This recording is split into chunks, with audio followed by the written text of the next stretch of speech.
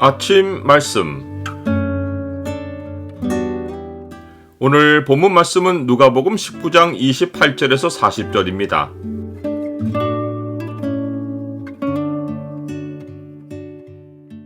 주의 말씀에 순종하고 주의 오심을 준비하며 살라. 오늘 본문을 소망의 창으로 보면 사람들이 인자가 다시 오실 때 마땅히 보일 반응이 무엇인지가 보입니다. 소망의 창을 보여주는 구절은 19장 38절입니다.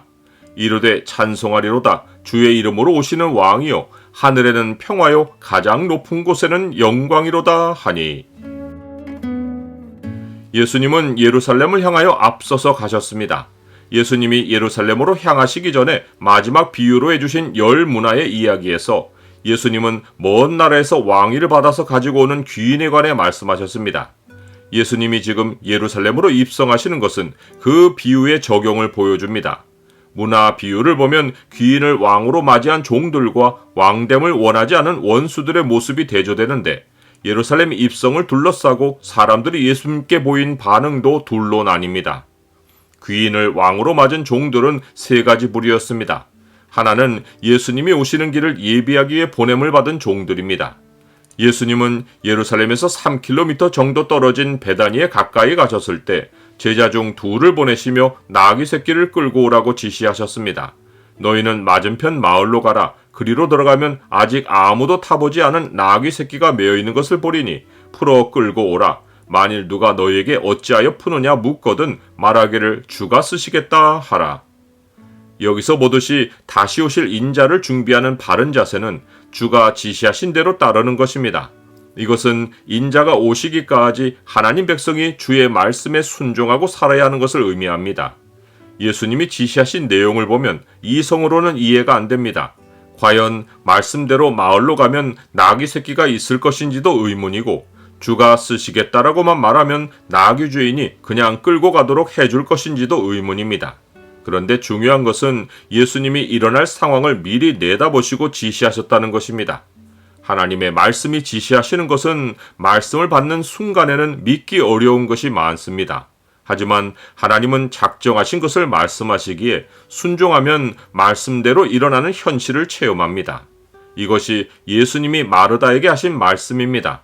예수께서 이르시되 돌을 옮겨 놓으라 하시니 그 죽은 자의 누이 마르다가 이르되 주여 죽은 지가 나흘이 되었으며 벌써 냄새가 나나이다.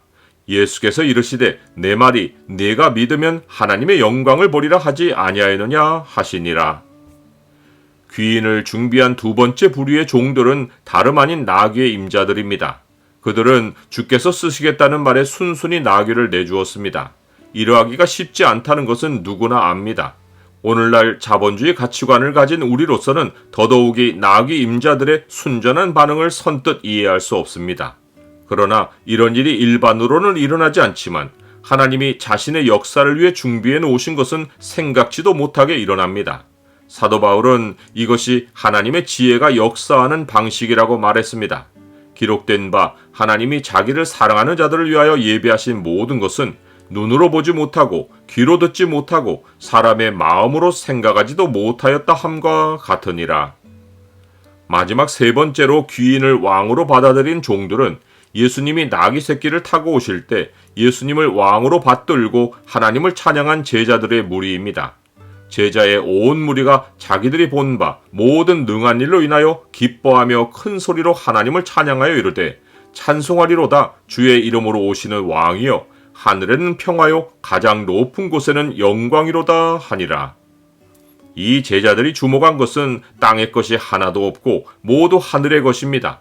특히 그들이 왕을 맞으며 하늘에는 평화요 가장 높은 곳에는 영광이로다 라고 외친 것은 그들의 눈이 예수님을 보면서 동시에 하늘을 주목했기 때문입니다.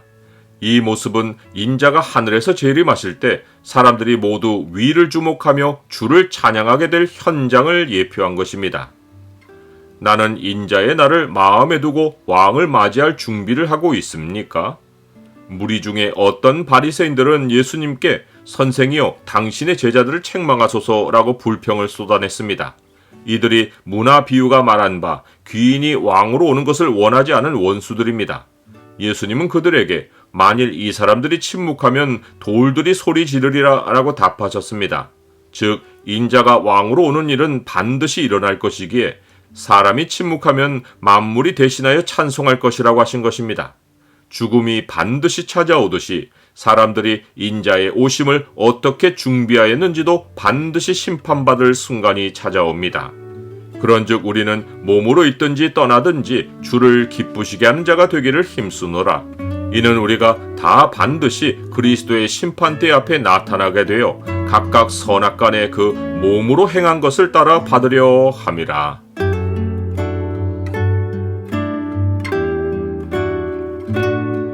주님, 주께서 예루살렘으로 입성하신 일은 앞으로 주께서 만왕의 왕으로 재림하시어 하나님 나라로 들어가시는 일을 보여준 것입니다. 저를 사용하사 주의 길을 예비하옵소서. 주의 말씀에 순종하며 주의 오심을 준비하게 하옵소서. 예수 그리스도 이름으로 기도드립니다. 아멘.